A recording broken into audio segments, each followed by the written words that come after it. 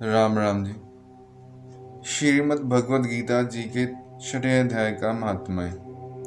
श्री भगवान कहते हैं, सुमुखी, अब मैं 6वें अध्याय का महात्म्य बतलाता हूँ, जिसे सुनने वाले मनुष्यों के लिए मुक्ति कर्त लगत हो जाती है। गोदावरी नदी के तट पर प्रतिष्ठानपुर पैठन नामक एक विशाल नगर है, जहाँ मैं पीपलेश के नाम से विख्यात होकर रहता हूँ। उस नगर में जान श्रुति नामक एक राजा रहते थे, जो भूमंडल की प्रजा को अत्यंत प्रिय थे। उनका प्रताप मातंड मंडल के प्रचंड तेज के समान जान पड़ता था। प्रतिदिन होने वाले उनके यज्ञ के धुएं से नंदन वन के कल्प वृक्ष इस प्रकार काले पड़ गए थे, मानो राजा की असाधारण दानशीलता देखकर वे लज्जित हो गए हों।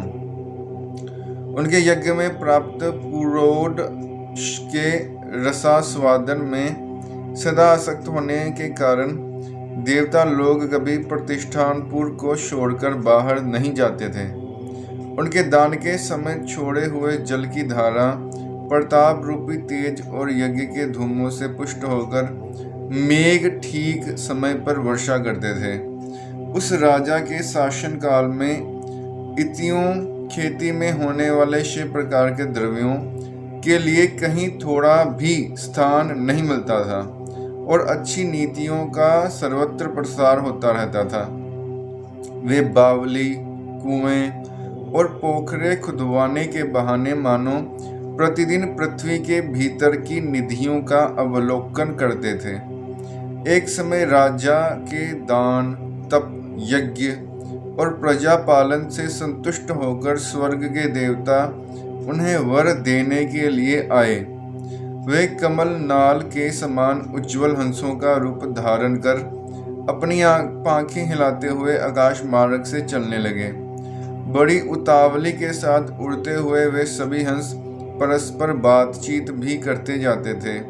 उनमें से भद्राशव आदि 2-3 हंस वेग से उड़कर आगे निकल गए।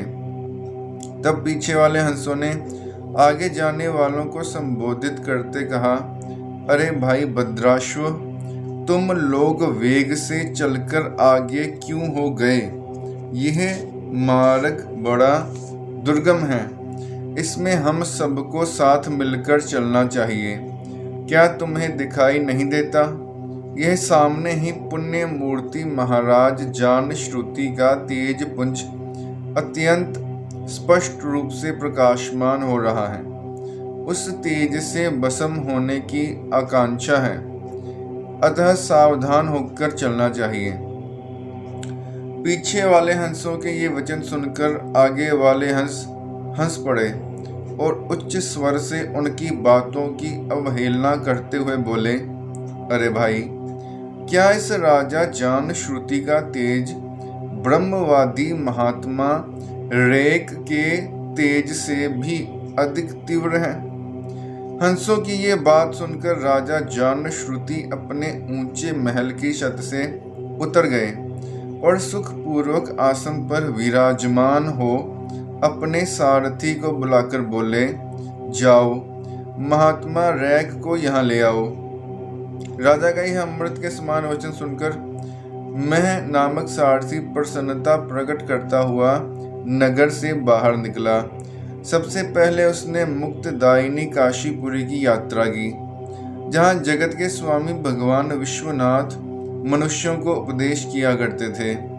उसके बाद वह गया क्षेत्र में पहुंचा, जहाँ प्रफुल्ल नेत्रों वाले भगवान गदाधर संपूर्ण लोगों का उद्धार करने के लिए निवास करते हैं। तदंतर नाना तीर्थों में भ्रमण करता हुआ सारथी पापनाशिनी मथुरापुरी में गया। यह भगवान श्री कृष्ण का स्थान है, जो परम महान एवं मोक्ष प्रदान करने वाला है। वेद और शास्त्रों में वह तीर्थ त्रिभुवनपति भगवान गोविंद के अवतार स्थान के नाम से प्रसिद्ध है। नाना देवता और ब्रह्मऋषि उसका सेवन करते हैं।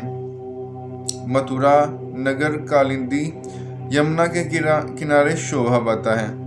उसकी आकृति अर्धचंद्र के समान प्रतीत होती है। वह सब तीर्थों के निवास से परिपूर्ण है। परम आनंद प्रदान करने के कारण सुंदर प्रतीत होता है। गोवर्धन पर्वत के होने से मथुरा मंडल की शोभा और भी बढ़ जाती है। वह पवित्र वृक्षों और लताओं से आवृत है। उसमें 12 वन हैं। वह परम पुण्यमय तथा सबको विश्राम देने वाले श्रुतियों के सारभूत भगवान श्री कृष्ण की आधार भूमि है।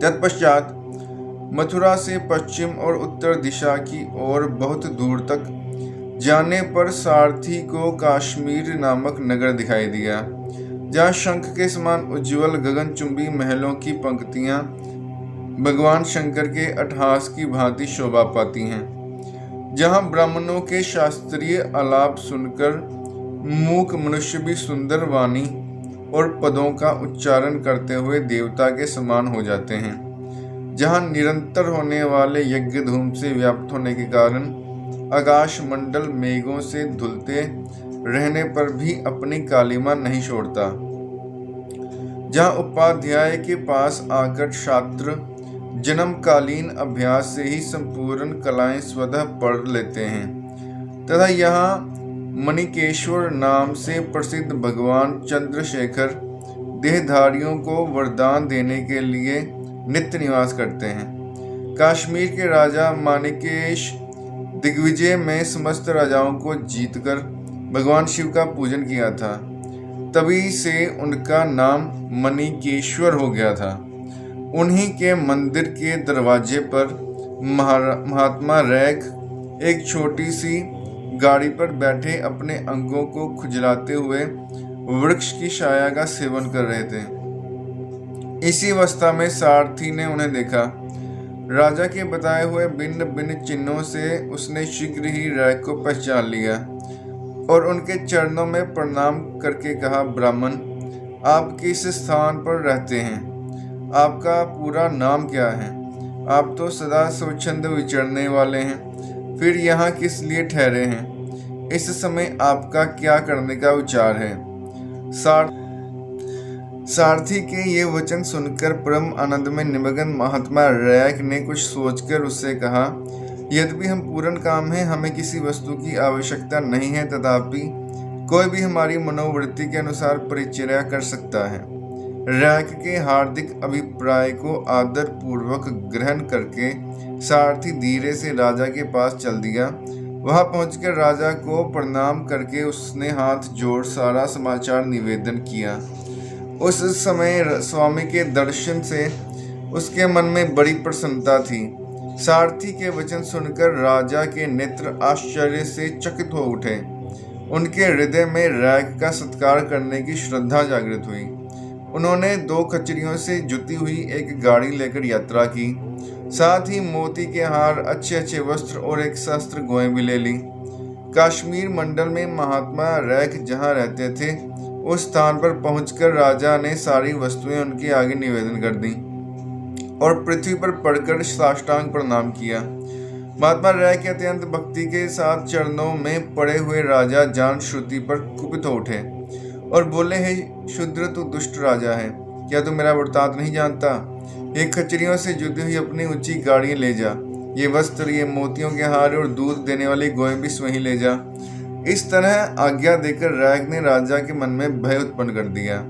तब राजा ने शाप के भय से महात्मा रैक के दोनों चरण पकड़ लिए और भक्ति पूर्वक कहा, ब्राह्मण, मुझ पर प्रसन्न होइए। भगवान, आप में यह अद्भुत महात्मा कैसे आया? प्रसन्न होकर मुझे ठीक ठीक बताइए।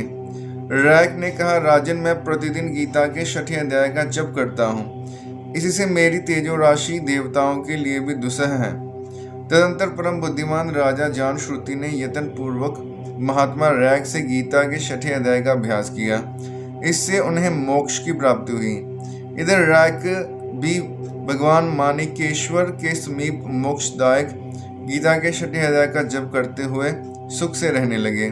हंस का रूप धारण करके वरदान देने के लिए आए हुए देवता भी विस्मित होकर स्वेच्छानुसार चले गए। जो मनुष्य सदा इस एक ही अध्याय का जप करता है वह भी भगवान विष्णु के ही स्वरूप को प्राप्त होता है, इसमें तनिक भी संदेह नहीं है। गीता जी के 6ठे अध्याय का महात्म्य समाप्त। धन्यवाद।